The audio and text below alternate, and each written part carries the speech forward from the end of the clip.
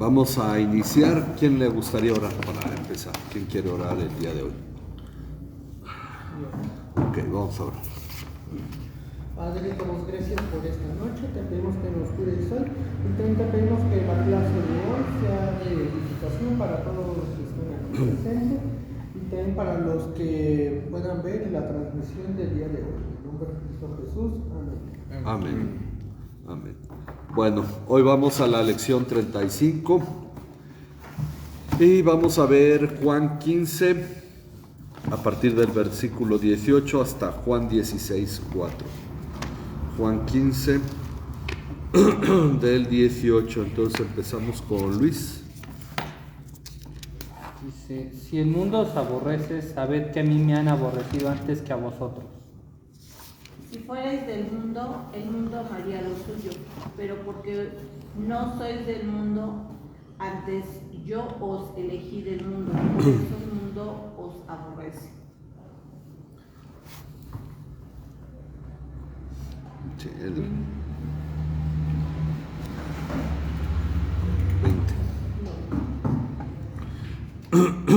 Acordaos de la palabra que yo os he dicho. El siervo no es mayor que su Señor. Si a mí me han perseguido, también a vosotros os perseguirán. Si han guardado mi palabra, también guardarán la vuestra. Pero todo eso les hará por causa de mi nombre, porque no conocen a aquel que me envió. Si yo no hubiera venido y no les hubiera hablado, no tendrían pecado, pero ahora no tiene excusa por su pecado. El que me odia a mí, odia también a mi Padre. Si yo no hubiera hecho entre ellos las obras que ningún otro ha hecho, no tendrían pecado, pero ahora las han visto y me han odiado a mí y también a mi Padre.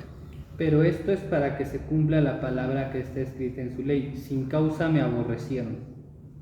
Pero cuando venga el Consolador, a quien yo os enviaré del Padre, el Espíritu de verdad, el cual procede del Padre, él dará testimonio acerca de mí. Y vosotros daréis testimonio también, porque habéis estado conmigo desde el principio. Estas cosas les he dicho para que no tengan tropiezo. Los expulsarán de las sinagogas, pero viene la hora cuando cualquiera que los mate pensará que así rinde un servicio a Dios. Y harán estas cosas porque no han conocido ni al Padre ni a mí.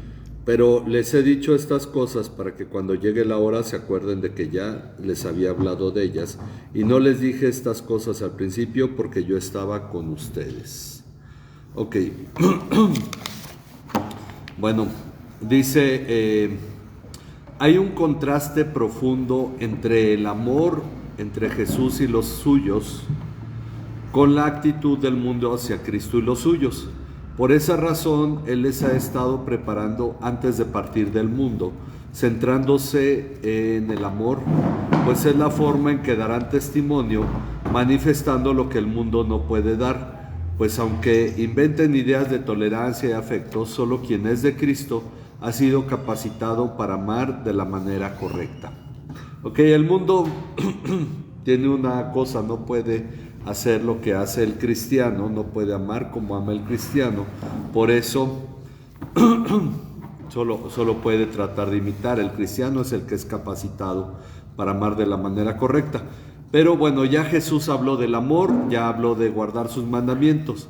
Dice, tras el énfasis en su mandamiento de amarse unos a otros, de guardar sus mandamientos y dar fruto que glorifique al Padre, ahora les enseña sobre la relación que tendrán con el mundo, diciendo, si el mundo los aborrece u odia, ¿verdad? Varía ahí la palabra.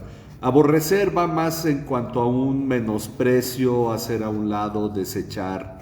Odiar, pues es más realmente ese sentimiento de en contra, ¿verdad?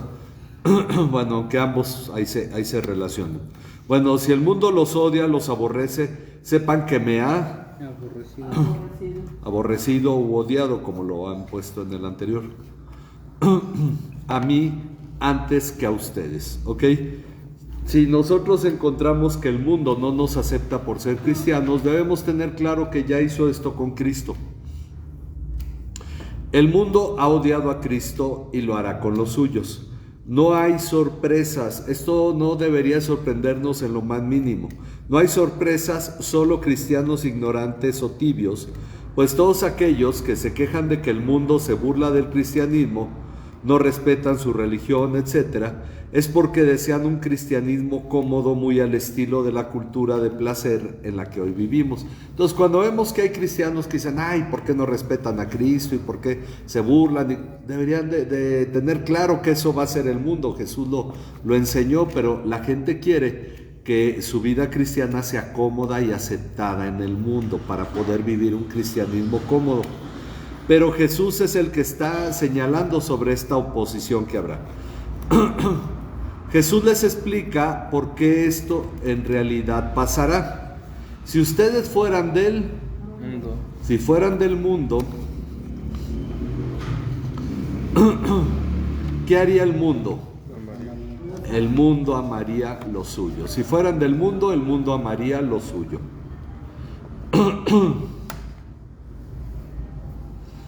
Ok, si fueran del mundo, el mundo amaría lo suyo. Pero como no son del mundo, sino que yo los escogí, elegí, puede incluso ser sacar o llamar, pero vamos a poner escoger o elegir. De entre el mundo, por eso el mundo los odia. Eran del mundo, ya no somos del mundo, éramos del mundo, ya no lo somos. No hay un tal vez, no dice Jesús, bueno, es posible que el mundo los odie.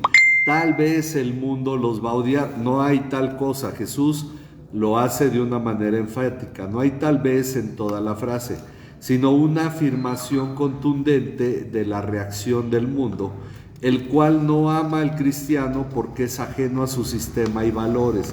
El cristiano es ajeno a la forma de pensamiento del mundo, pues el cristiano no es del mundo. Esto es algo que nos cuesta mucho trabajo aceptar, pues en nuestra cultura se desea que el cristianismo sea visto con buenos ojos y que podamos disfrutar de todo el placer que el mundo ofrece, es decir, ser cristiano sin tener que pelear con el mundo, en pocas palabras. Pero Jesús es claro, no somos del mundo, y así lo informa el Padre. Vamos a ver Juan 17:14. Empezamos hoy con Luis. Yo les he dado tu palabra y el mundo los aborreció, porque no son del mundo, como tampoco yo soy del mundo. Ok, Jesús no es del mundo, por lo tanto nosotros tampoco lo somos. Si somos de Jesús, no somos del mundo, y eso tiene que tener una medida sensata, no al extremo de los menonitas, que su ala más radical son los Amish. No es extremo de aislarse, o como lo hicieron en su tiempo durante Constantino, todos los que se fueron al desierto de Egipto a vivir aislados y luego terminaron haciendo monasterios y conventos, todo esto. No, sino entender en qué manera y de qué forma no somos del mundo y tenemos que vivir apartados del mundo. Bueno, vamos a verlo en Primera de Juan 2:15. No améis al mundo ni las cosas que están en el mundo. Si alguno ama al mundo, el amor del Padre no está en él. Ok, entonces Juan mismo escribe en relación a esto. Dice, no amen al mundo. Ya establece un mandato más sobre el amor, ¿verdad? No amen al mundo ni las cosas que están en el mundo. Si alguien ama al mundo, es decir, si alguien se pone al servicio de las cosas del mundo, ¿qué pasa? El amor del Padre no está en él. Bueno, vamos a ver qué significa. No es que el Padre nos deje de amar. Dice, el mundo no ama al cristiano, aunque pueda verlo con buenos ojos ocasionalmente. Es cierto, los mismos judíos veían a los primeros cristianos con mucho favor. Los veían bien, los judíos promedio, no el Sanedrín. Dice ocasionalmente, por lo tanto, el cristiano no debe amar al mundo. Otro mandamiento acerca de amar. Pues cuando amamos al mundo, rechazamos el amor que hemos recibido del Padre. Vamos a ver Santiago 4:4 para comparar esto y comentar sobre ello. Oh almas adúlteras, ¿no sabéis que la amistad del mundo es enemistad contra Dios? Cualquiera pues que quiera ser amigo del mundo se constituye enemigo de Dios. Ok, es una cuestión, se llama se me fue ahorita la palabra, que por llevar a cabo una desechamos la otra. Entonces, o amamos al mundo o recibimos el amor de Dios. Amamos al mundo y desechamos el amor de Dios que Él nos sigue dando, pero nosotros nos apartamos de él, lo aislamos, ese amor. O en realidad recibimos el amor de Dios no amando al mundo. El mundo ahorita vamos a explicar a qué se refiere. Pero creo que entendemos y no vimos un poco más en primera de Juan 2, cuando habla de los deseos de los ojos, los deseos de la carne y la vanagloria de la vida. Pero cuando Jesús dice, yo los escogí de entre el mundo, reafirma lo que dijo en el versículo 16, Juan 15:16. A ver, Abisai. Ustedes no me escogieron a mí, sino que yo los escogí a ustedes, y los designé para que vayan y den fruto, y que su fruto permanezca, para que todo lo que pida al Padre en mi nombre se lo conceda. Ok, hay una cuestión por la cual nosotros como cristianos creemos que finalmente Dios es el que llama para salvación y no es la elección humana, sino la elección de Cristo. Él reafirma esto, la elección para salvación fue de Jesús, pues nosotros éramos parte del mundo. Vamos a ver Efesios 2:3 y luego Tito 3:3. Efesios 2:3 y luego Tito 3:3.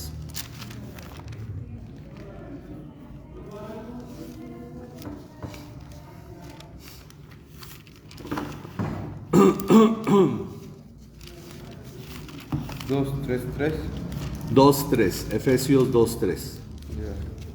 Aquí lo tengo. Lee.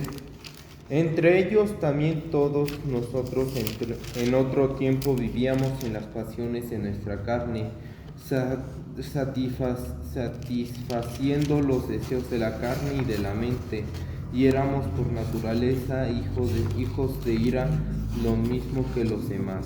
Ok, el apóstol Pablo se incluye y nos incluye a todos los seres humanos en que todos estábamos igual que los demás, satisfaciendo los deseos de la carne y los deseos de la mente, y éramos por naturaleza hijos de ira, lo mismo que los demás.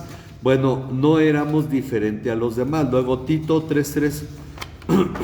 Porque nosotros también en otro tiempo éramos necios, desobedientes, extraviados, esclavos de deleites y placeres diversos, viviendo en malicia y envidia, aborrecibles y odiándonos unos a otros. Ok, entonces nosotros también, como los demás personas que están en pecado, estábamos en pecado y nosotros también éramos merecedores de castigo eterno. Pero Cristo obró en nosotros lo que nos convierte en iglesia. Inicialmente le puse obró en nosotros una acción llamada iglesia, y creo que eso sería correcto, pero para no confundir mucho, lo puse, Cristo obró en nosotros lo que nos convierte en iglesia. Transliteración del griego eclesia, de ek, que significa fuera de, y klesis, llamamiento a salir de. Eso es lo que significa iglesia, eclesia.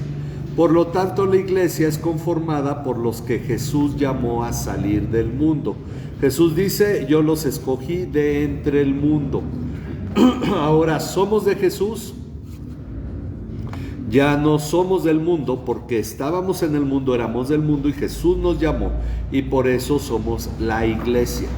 Ok, entonces este es el sentido real de esta palabra. No hay la iglesia cristiana y la iglesia tal, hay la iglesia, punto. Lo demás puede fingir ser cristiano y llamarse si quiere iglesia, pero no tiene un sentido de haber dejado el mundo. Porque si en realidad vemos mucha gente que va a iglesias, las llame como las llame, vive todavía como el mundo. No ha salido del mundo. Entonces esto Jesús está señalando ya una distinción y está siendo radical. Ahora, no sé si hay preguntas, comentarios hasta aquí. ¿No? Dice, y prosigue, acuérdense de la palabra que yo les dije, un siervo no es mayor que su Señor.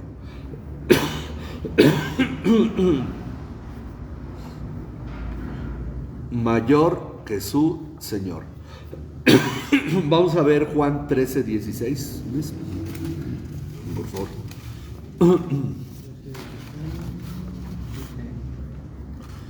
De cierto os digo, el siervo no es mayor que su señor, ni el enviado es mayor que el que le envió. Ok, esta comparación aquí en Juan 13:16 entre el siervo y su señor les enseñó que si el señor es humilde porque les lavó los pies, el siervo también lo debe ser. Y ahora, si el señor ha sido perseguido, el siervo no será inmune a tal persecución. Ocurre. Ahora, pero ocurre en diferentes maneras. No siempre es una persecución criminal. No se da siempre de la misma manera, aunque se ha dado de muchas maneras a lo largo de la historia. Entonces, la palabra es, el siervo no es mayor que su señor. Así que les dice, si me persiguieron a mí, también los perseguirán a ustedes. Pero de pronto hay un cambio, dice, ok, si me persiguieron a mí, también los perseguirán a ustedes. Y viene un cambio, si guardaron mi palabra, también guardarán la de ustedes. Ok, aquí es una cuestión de que en realidad en el mundo no todo es antagonismo. Y esto es interesante, nos abre la perspectiva de por qué tenemos nosotros que ser sabios y prudentes en nuestra relación con el mundo. Aquí Jesús establece una relación interesante. Jesús es mayor, por lo tanto, quien le ha perseguido, perseguirá a los discípulos. En nuestro caso, quien le ha rechazado, nos rechazará a nosotros. Sin embargo, en la segunda parte señala, quien guarda su palabra, también guardará la nuestra. Pues aunque el mundo es antagónico al cristiano, el Espíritu Santo está obrando en aquellos del mundo que son llamados a salir. Así pues, en el mundo habrá quien nos escuchará y guardará la palabra de Jesús. Por esa razón no nos aislamos del mundo, convivimos todos los días en el mundo, mas no tenemos nuestro corazón puesto en los placeres del mundo, diríamos. Es lo que debe ser la diferencia en nosotros. Dice, así que no debemos manifestar desprecio a las personas del mundo, entendiendo el término mundo en este caso como un sistema de valores y pensamientos opuestos a Dios. Cuando nos dice Juan 3:16, de tal manera amó Dios al mundo, la palabra mundo ahí se refiere a las personas. Cuando dice Juan, no amen al mundo, no se refiere a las personas, se refiere al mundo como un sistema de valores y de pensamiento. Cuando dice Pablo que no escribió que nos apartáramos de la gente del mundo, que es borracha, idólatra, inmoral, etcétera, porque de otra manera tendríamos que salir del mundo, se refiere al planeta Tierra. Son tres formas en las que en la Biblia se hace referencia al mundo, como la gente a la que nos referimos cuando decimos, todo el mundo ya sabe.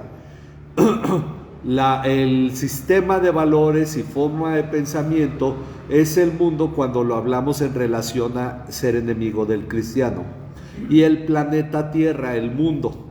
¿Ok? Entonces son tres formas de ver el término mundo. No amar al mundo significa no amar su forma de pensamiento y de valores. El mundo es enemigo del cristianismo, se refiere al sistema de pensamientos y de valores. La gente del mundo que pertenece a este sistema de valores está en pecado. Nosotros estamos en el mundo, es decir, estamos en este planeta Tierra, mas no pertenecemos a este sistema de valores. ¿Ok? Esa es la cuestión que hay que discernir. Pero entonces dice, entendiendo en este caso el término mundo como un sistema de valores y pensamientos opuestos a Dios. pues debemos ser luz y sal en el mundo. Vamos a ver Mateo 5, 13 y 14. Vosotros sois la sal de la tierra, pero si la sal se desvaneciere, ¿cómo será salada? No sirve para nada, sino para ser echada fuera y hollada por los hombres. Vosotros sois la sal, vosotros sois la luz del mundo. Una ciudad asentada sobre un monte no puede esconder. Ok, de hecho menciona el término tierra y luego utiliza el término mundo para que entendamos el sentido de que en este planeta somos la sal y somos la luz. Entonces, bueno, tenemos que ser sal y luz en el mundo, tal como Jesús lo fue predicando la palabra a quienes eran del mundo. Él sabía que los judíos no iban a creer en él, aún así les predicó, ¿sí o no? Por eso más adelante va a decir porque el pecado de ellos se ha manifestado. Bueno, dice, y tal como el Padre mismo que bendice aún a los malos. Vamos a ver Mateo 5, 45.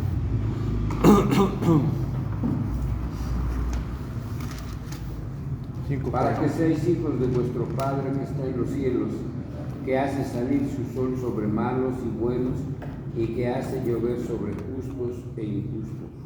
Ok, esto es la comparación que Jesús hace cuando dice que amemos a los enemigos, bendiciéndoles y haciéndoles bien y orando por ellos. ¿Por qué? Porque Dios es bueno aún con sus propios enemigos, hace salir el sol, hace llover, es decir, lo mismo que bendice en los que le aman, lo da a los que no lo aman e incluso los que reniegan y blasfeman contra él. Entonces, quiere que seamos un reflejo del Padre aquí en la tierra. Este es de esos pasajes difíciles pues realmente de asimilar como cristianos, porque estamos acostumbrados al concepto de odiar al mundo. Ya soy de Cristo, afuera del mundo, yo ya no quiero nada con la gente del mundo, son pecadores, son malos, etcétera, y les muestro mi desprecio. Y entonces la gente no podemos ser sal y luz con ellos.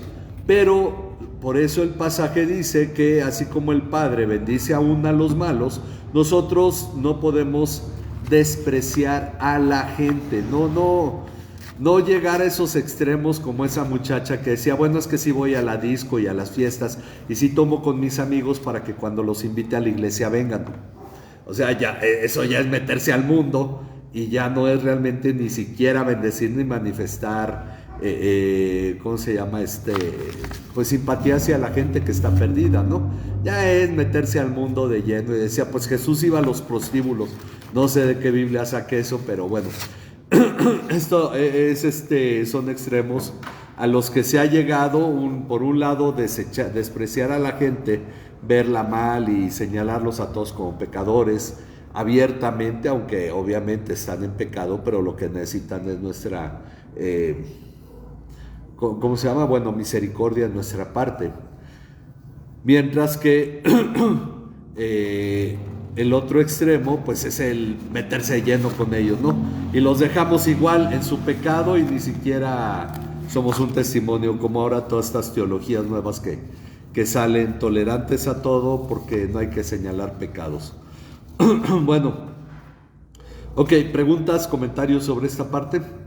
Dice, y como no solo señala lo que es correcto, sino también la razón por la cual hacerlo, es decir, Jesús no solo nos dice que en el mundo tenemos oposición, sino que también nos va a explicar la razón.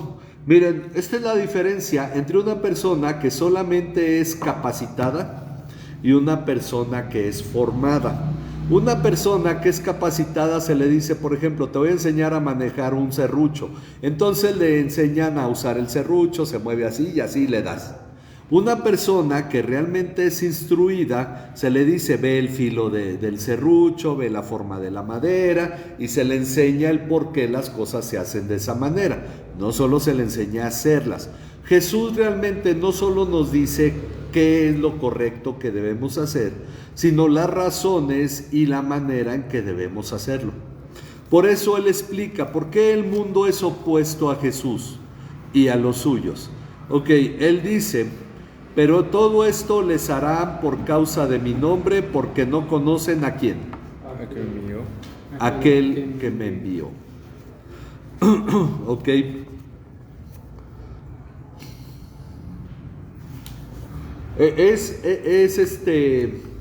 Se me va ahorita esta palabra que estoy tratando de buscar, siempre se me escapa. No es conmiseración, es ver a las personas con compasión, sentir compasión hacia la gente. ¿Por qué al enemigo lo debemos bendecir orando por él? Porque tenemos que aprender a ser compasivos. Dios es compasivo. Porque a la gente del mundo que va en contra del cristianismo tenemos que nosotros ser compasivos, porque ellos no conocen a Dios. Uno puede decir, en verdad, qué forma tan terrible está ocurriendo, por ejemplo, ahorita en Estados Unidos, donde incluso la Biblia está siendo señalada, aunque no abiertamente, pero va paso a paso, con esta nueva ley que se está estableciendo, de que está prohibido hablar en contra de los judíos e incluso señalar que los judíos mataron a Jesús. Es una prohibición que está entrando. Son los primeros pasos en Estados Unidos, que se considera un país de mucho cristianismo. En realidad es uno de los países más antagónicos al cristianismo recientemente.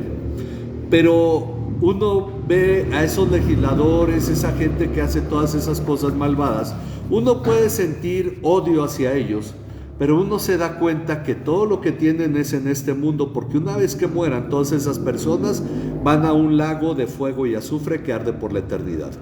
Entonces tenemos que aprender a sentir compasión. Sentir compasión por el necesitado, sí, y sentir compasión por la persona cuyo problema es que no conoce al Padre. Y esta es una realidad. Miren, este párrafo pues traté de ponerlo lo más claro para señalar esto, porque tenemos que ser más abiertos en cuanto a esto. Muchos en el mundo aseguran conocer a Cristo. Dicen conocer y amar a Diosito, ¿sí o no? Ay, Diosito me ayuda, Diosito es bien bueno, pero en realidad no lo conocen. No tienen relación alguna con Él. La iglesia misma, debido a su evangelización por atracción, ¿qué es esto? Campañas evangelísticas trayendo un grupo musical para que la gente venga y escuche, y les damos despensa, la gente viene y dice, sí, yo quiero ser cristiano porque me dan muchas cosas. Va a las iglesias y ve que hay más música, y ve los eventos, y ve la motivación, y luego uno que otro chiste en la predicación, y es motivacional, y la gente sale bien animada de la iglesia y dice, ya soy cristiano. Y jamás ha conocido a Cristo. Entonces, debido a todo esto, ese boom que vino en los 80s, que se fue moviendo desde los 70s, evangelizando con películas, evangelizando con mimos y con payasos y haciendo el evangelio divertido, esto ha llenado, ha llenado auditorios con personas atraídas por la música, los eventos y la motivación, pero que aun cuando aseguran ser de Cristo, no conocen a Dios. Lo cual se manifiesta ¿en qué? En que no viven según su palabra. Dicen, Cristo, cuánto te amo, pero no pueden leer ni un versículo diario. ¿Eso de qué nos habla? Que en realidad ellos mismos, por eso mucha gente en la misma iglesia se opone al cristianismo. Es una de las cosas interesantes.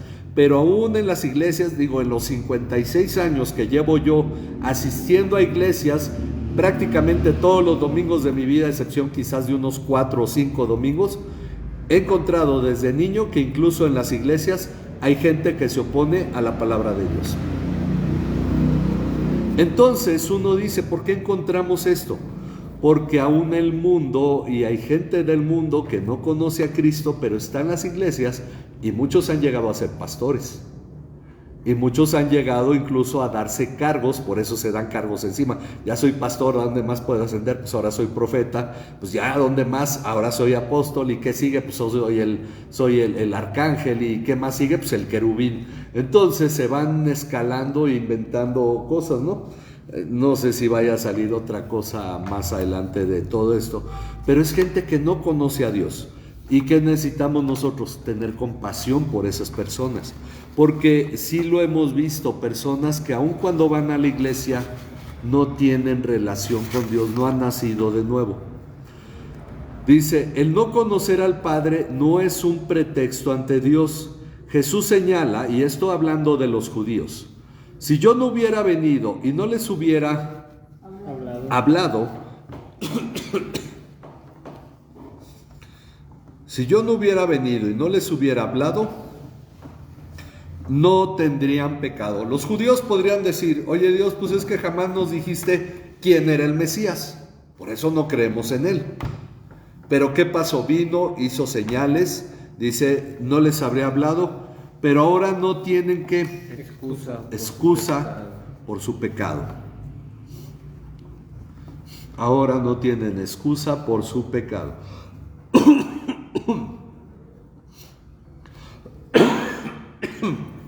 ¿Cuál fue el pecado de los judíos? Rechazar a Jesús.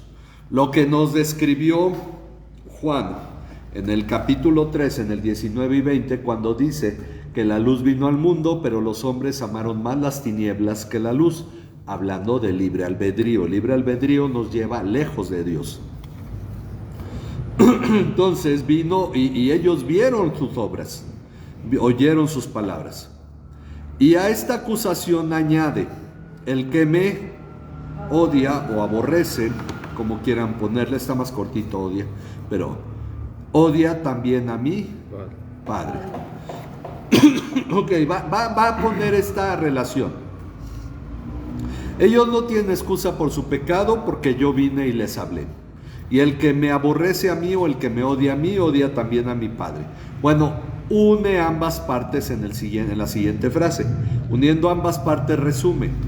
Si yo no hubiera hecho entre ellos las obras que ningún otro ha hecho. Aquí hago una pausa para recordar algo. Cuando Nicodemo viene con Jesús, Nicodemo mismo en sus palabras trae la condenación. Él dice, Rabí, sabemos que has venido de Dios como maestro, porque nadie puede hacer las obras que tú haces si no está Dios con él. ¿En dónde está la manifestación de la condenación de Nicodemo? En que viendo las obras de Jesús, él solo ve un simple maestro tal como él y los demás fariseos. Ellos no pueden hacer las obras que Jesús hace. Él debió haber dicho, sabemos que has venido de Dios como el Mesías. Y entonces hubiera habido un verdadero testimonio de salvación en Nicodemo. Porque las obras que Jesús hizo no eran las de un maestro, eran las de un Mesías, eran las de un profeta por lo menos. Entonces, Jesús aquí, entonces, por eso Jesús le dice que tiene que nacer de nuevo. Entonces, si yo no hubiera hecho entre ellos las obras que ningún otro ha hecho, no tendrían nuevamente pecado, ¿verdad? Ok, ya habló de sus palabras, ahora habla de sus obras. Pero ahora las han visto y me han aborrecido u odiado. Pueden ponerle según la versión que deseen. A mí y también a mi Padre, es decir, todo rechazo a Jesús es rechazo al Padre. Pero ellos han hecho esto para que se cumpla la palabra que está escrita en su ley. Me odiaron sin causa.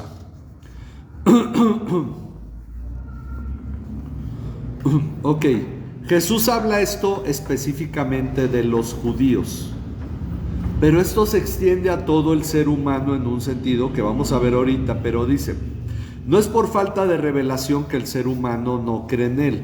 Vamos a ver dónde seguimos. Romanos 1:20, ¿a quién le toca? Avisaí.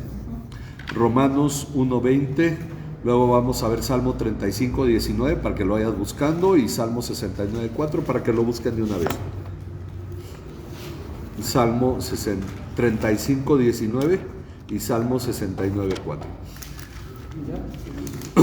Ok, a ver, espera, nada más que tengan sus pasajes. Ok, a ver, Romanos 1:20, ¿qué dice? 1:20.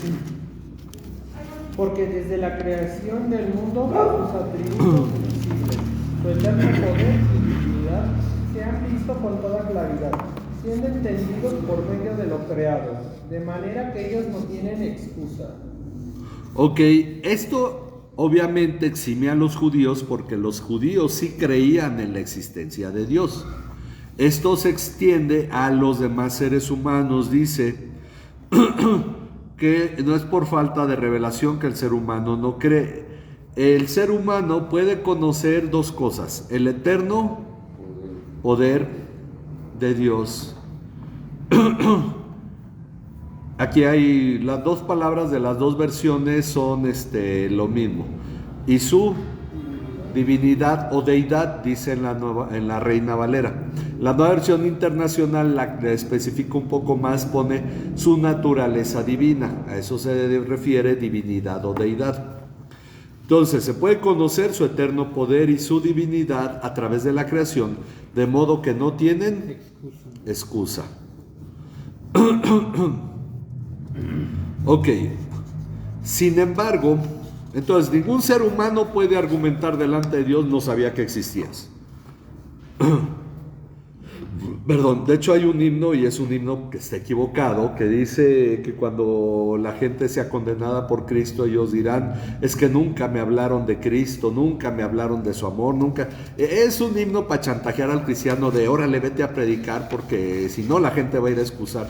No, es una forma errónea de hacer lo correcto, pero bueno, ya le podemos dedicar tiempo a temas de este tipo. Dice: sin embargo, aun cuando las personas han experimentado la bondad de Dios, han preferido aborrecerlo, rechazándole sin causa, tal como lo dice el Salmo 35:19. No permitas que se regocijen a costa mía los que injustamente son mis enemigos, ni que guiñen el ojo con malicia los que sin causa me aborrecen. Sin causa me aborrecen, dice el Salmo 35:19 y el 69:4. Más que los cabellos de mi cabeza son los que sin causa me aborrecen. Poderosos son los que quieren destruirme. Sin razón son mis enemigos, me hacen devolver aquello que no robé. Sin razón son mis enemigos, sin causa me aborrecen. Es decir, Jesús les hizo bien. Estaba viendo las palabras de un predicador. Toma en cierto modo una forma de combinar dos términos en Jesús. Cuando les dice: ¿por qué bien que les he hecho me apedrean? Y les dicen: no te apedreamos por las cosas, por tus buenas obras, sino por hacerlas en sábado. Bueno, no dijeron eso, sino porque tú, siendo hombre, te haces Dios. Pero es cierto, lo querían apedrear porque hacía las buenas obras en sábado.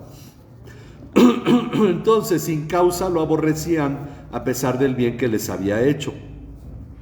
Podríamos limitar estos versículos a los judíos que oyeron y vieron a Jesús físicamente y lo rechazaron. Sin embargo, hay dos puntos importantes por los cuales esto se extiende ahora a toda la humanidad. No se limita solamente a los judíos de aquel tiempo que vieron a Jesús y lo rechazaron. Los judíos de hoy dirían: nosotros no lo estamos viendo físicamente. Bueno, el primer punto, siguiendo el versículo 24, es el testimonio ¿de quién? Del Consolador. El testimonio del Consolador. Entonces, el primer punto es el testimonio del Consolador, a quien Jesús enviaría del Padre, es decir, el Espíritu de verdad. El Espíritu de verdad. Nuevamente, Ya está puesto. Ok, ahí no lo cambié. Bueno, a ver, no, déjame marcar para ahora que haga mis correcciones. Ok, el Espíritu de verdad, que es el Espíritu Santo, y nuevamente lo llama el Espíritu de verdad, que procede del Padre. Jesús lo envía, el Espíritu procede del Padre. Nuevamente vemos aquí a la Trinidad. Su obra es que dar testimonio de Jesús. Hay que tener claro esto, porque hace años tuvimos una amiga que iba a una iglesia muy grande y la iglesia creció y decidieron hacer 3 cultos en esa iglesia. Entonces, cuando separaron los cultos en 3, pues la gente empezó a disminuir la asistencia. Ya no era el grupo grande y dejó de ir gente. Entonces, luego el pastor fue y les dijo a todos, los volvió a juntar en un solo culto enorme y les dijo: es que el Espíritu nos dijo: a mí me dan mi alabanza completa. Entonces dije, bueno, ok, a ver, a mí no me suenan las palabras, dice, no me la dividan en tres, denme mi alabanza completa. Y yo le pregunté a esta amiga, bueno, ¿tú en verdad crees que eso dijo el Espíritu? Pues estaba emocionada, sí, porque el pastor, el profeta, la esposa del pastor, etcétera, toda la gente pues estaba metida en eso. Le digo, déjame preguntarte una cosa. Bajó la asistencia, ¿no? Y bajaron los ingresos, por eso dieron marcha atrás, ¿sí o no? O sea, bueno, sí, también nos dijeron que había habido muchos que ya no iban porque ya no era el culto grande y ahora eran cultos más pequeños divididos en 3 horarios. Digo, bueno, si sabes que el papel del Espíritu Santo es dar testimonio de Jesús y no buscar su propia gloria. Entonces, es necesario que entendamos esto porque debido a la ignorancia se inventan tantas cosas. La función del Espíritu es dar testimonio de Jesús, recordar las palabras que Jesús dijo. El segundo punto, ese es el primer punto por el que esto se extiende, porque el Espíritu Santo sigue dando testimonio de Jesús. El segundo punto son los discípulos que también darían testimonio de Jesús. Todavía no lo han dado, pero lo van a dar. Darían testimonio de Jesús. Porque ellos han estado junto a Él desde el principio. Obviamente por principio se entiende el principio de su ministerio. Hay 3 principios en la Biblia. Un principio está en Génesis 1:1. Los apóstoles no estuvieron con Jesús desde ahí, ¿no? Ahí estaba el Padre, el Hijo, el Espíritu Santo. Ahí estaba solamente Dios, porque solo Él es eterno. El otro principio que la Biblia nos señala es el nacimiento de Jesús. Es el principio de esta historia, aunque no hay mucho énfasis en él. Pero el tercer principio, y al que aquí se refiere Jesús, es: han estado conmigo desde el principio, es el principio de su ministerio. Recordemos que los primeros que Jesús conoció fue Andrés y a Jacobo, no, al otro discípulo de Jesús que entendemos que era Juan. Luego Andrés fue y llamó a Pedro, se encontraron con Pedro, luego al otro día Juan fue con Santiago. Bueno, el asunto es que ellos desde que Jesús volvió del desierto empezaron su ministerio. Por ahí leía un escritor ya de hace como 300 años que decía que los discípulos se fueron uniendo más o menos en un lapso como de 1 año y medio con Jesús, y Jesús empezó el ministerio solo. Pero cuando leemos lo que Juan explica, volviendo del desierto, Jesús empieza, Juan da el testimonio, y ahí el Cordero de Dios, y entonces lo siguen Juan, que asumimos que es el otro discípulo, y Andrés. Y entonces llama a Pedro, Jesús conoce a Pedro, y después ya cuando van a Galilea, al mar de Galilea, entonces ya los llama de manera definitiva. Han estado con Jesús desde el principio de su ministerio. Ok, pero esto vamos a ver hasta el que llegamos al capítulo 17, cómo esto también se extiende hasta nuestros tiempos por medio de nuestro testimonio.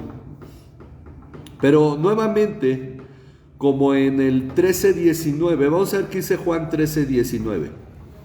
¿Dónde nos quedamos? Vamos con Luis, ¿verdad? Luego 14:25 y luego 15:11.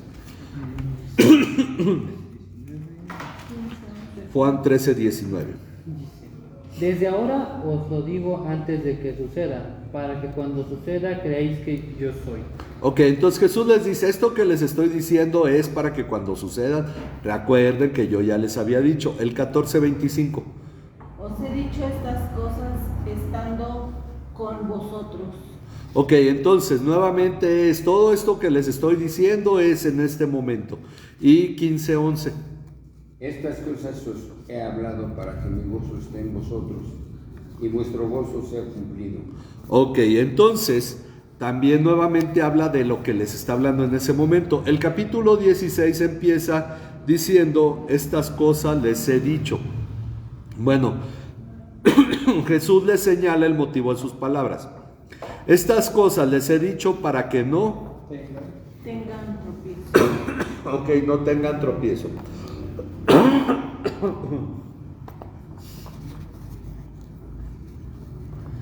Esto lo dice por lo que han de enfrentar.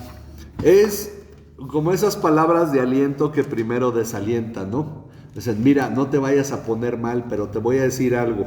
O cuando dicen, mira, es para que no te preocupes, pues ya es un aviso de que viene un mal mensaje, ¿verdad? O malas noticias. Bueno, estas cosas les he dicho para que no tengan tropiezo. Esto lo dice por lo que han de enfrentar. Los expulsarán de las sinagogas.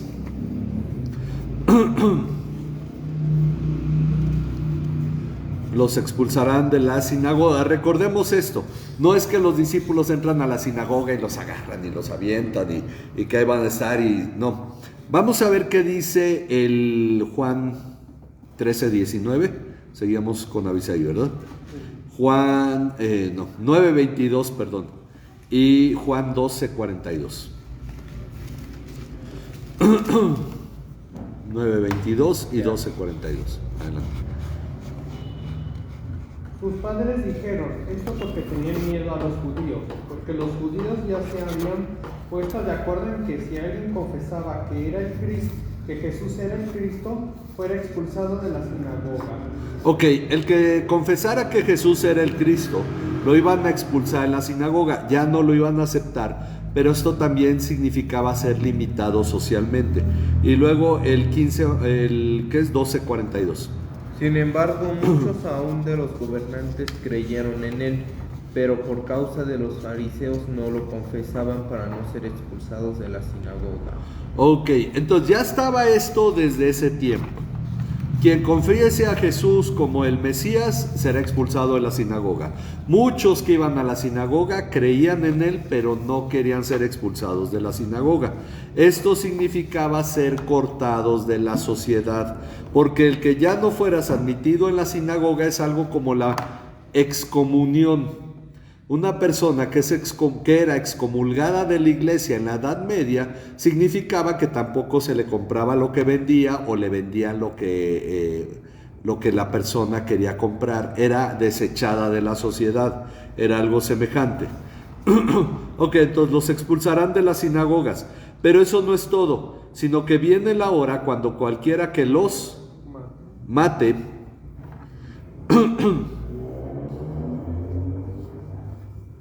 pensará que así rinde un servicio a Dios, que así rinde un servicio a Dios. Ok, entonces viene la hora cuando cualquiera que los mate pensará que así rinde un servicio a Dios. Y esto ha pasado muchas veces a lo largo de la historia.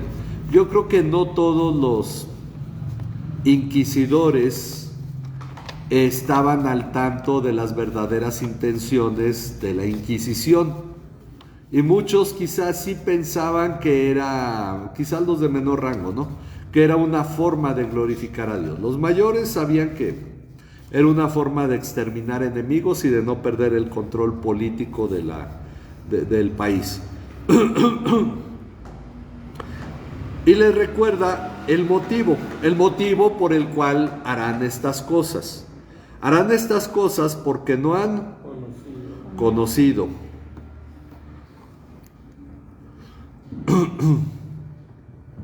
No han conocido ni al Padre ni a mí. Ahora ya es más claro. Hace rato dijo porque no han conocido al que me envió. Ahora ya lo aclara, porque no han conocido ni al Padre ni a mí. Y les explica. Otra vez, nuevamente les dice la razón de sus palabras. Pero les he dicho estas cosas para que cuando llegue la hora,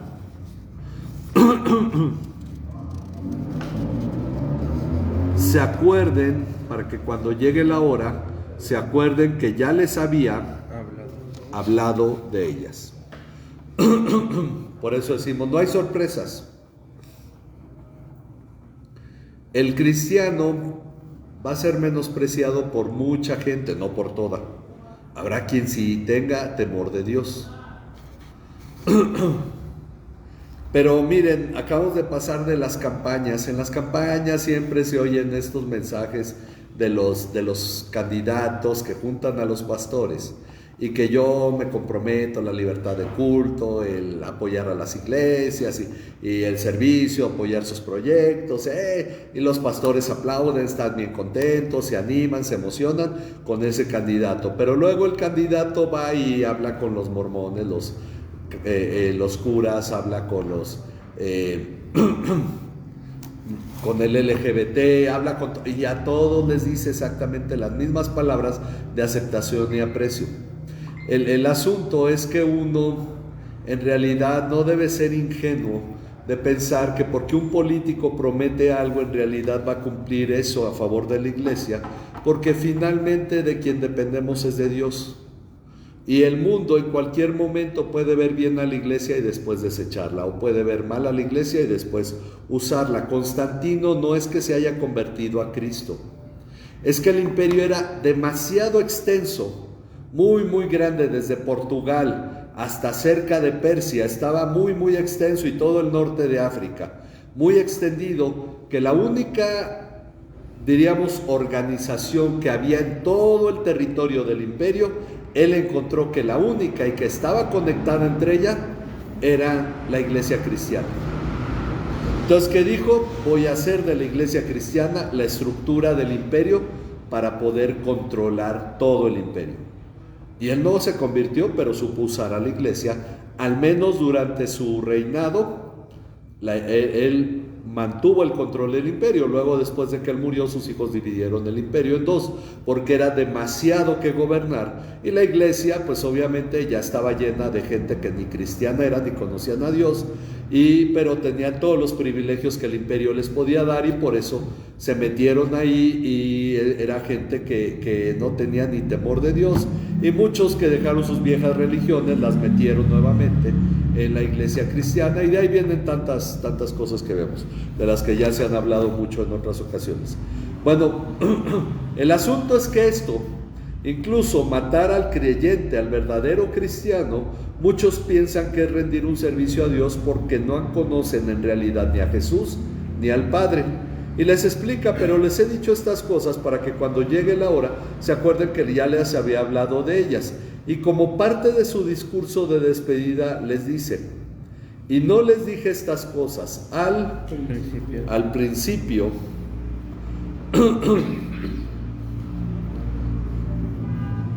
Es cierto, Jesús no les dijo: síganme y yo los haré mártires de mí. Nunca les dijo eso. A Pedro le dijo: te haré pescador de hombres. Pero nunca le dijo: ven, porque después vas a dar tu vida por mí.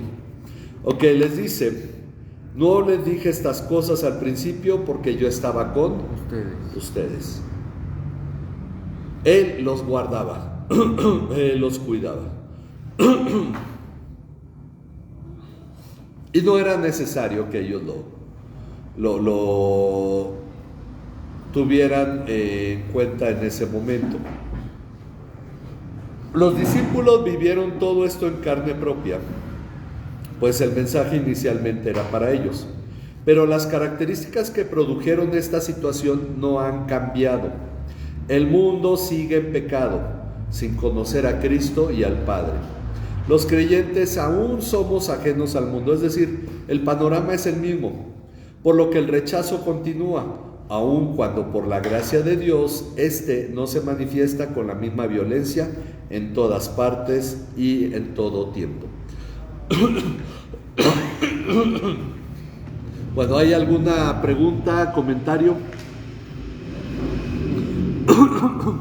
Ok, entonces podemos entender que el mundo, y de hecho va a continuar todo el siguiente capítulo Jesús hablando sobre este tema, es antagónico al cristiano. Creo que esto nos debe a nosotros expresar gratitud a Dios de que al menos la sociedad en la que vivimos es antagónica, sí es cierto, pero no es agresiva, y nos congregamos en paz, ¿sí o no? No todos están de acuerdo con lo que enseñamos, y puede haber burlas, puede haber otras cosas, pero la persecución es solo en ese nivel de un cierto rechazo de manera individual. Y hay gente que ve con buenos ojos muchas veces al verdadero cristianismo. Hay gente que le gusta el cotorreo y dice: así es divertido, pues hasta yo voy. Pero al verdadero cristiano hay gente quien le aprecia porque ve realmente el reflejo de Cristo en su vida. Entonces, pues es para darle gracias a Dios, así es que vamos a orar para terminar. No sé, ¿hay comentarios, dudas? ¿No? Bueno, pues vamos a orar entonces. Padre, gracias por este estudio y por tu cuidado y tu bondad. Gracias por tu misericordia sobre nosotros, Padre. Confiamos que tú has estado todo este tiempo, Señor, guiándonos en tu palabra para poder entender, Señor, aquello por lo cual nosotros debemos agradecer que vivimos en un país donde es cierto, Señor, la gente del mundo es notoriamente del mundo, Señor. Padre, es cierto, hay mucha gente que habla de ti, habla de tu Hijo Jesucristo, pero en sus palabras mismas manifiesta que no han comprendido en realidad lo que es ser de Cristo. Muchas personas que dicen ser cristianas no han nacido de nuevo, pero Padre, tú permites que podamos llevar a cabo nuestra labor de edificación, de continuar edificándonos unos a otros y ser un testimonio a la sociedad, haciéndolo en paz, Señor. Gracias, Padre, por esta sociedad en la cual vivimos, Padre, lo que tú nos concedes. Rogamos, Padre, que tú sigas teniendo misericordia de nosotros, manifestando tu bondad hacia nuestras vidas, Señor, porque tú eres bueno, tu misericordia es eterna, Señor. Te agradecemos, te damos muchas gracias, Padre, y bendecimos tu nombre. Te agradecemos el poder tener este estudio. Sigue obrando en la salud de cada uno en la iglesia, sigue obrando, Señor, en las situaciones que cada uno enfrenta, Padre, en las necesidades que tenemos, Padre, a fin de que, Padre, en todo esto nuestra gratitud sea una alabanza a tu nombre, Señor. Y te damos muchas gracias por permitirnos en verdad glorificarte y exaltarte, Señor, pudiendo dar testimonio de ello a esta sociedad. Gracias por todo tu amor, en el nombre de tu Hijo Jesucristo, nuestro Señor y Salvador. Amén. Amén. Nos despedimos de quienes nos ven por internet. Les recordamos, el viernes tenemos reunión de oración y el sábado reunión de adolescentes. Que Dios les bendiga.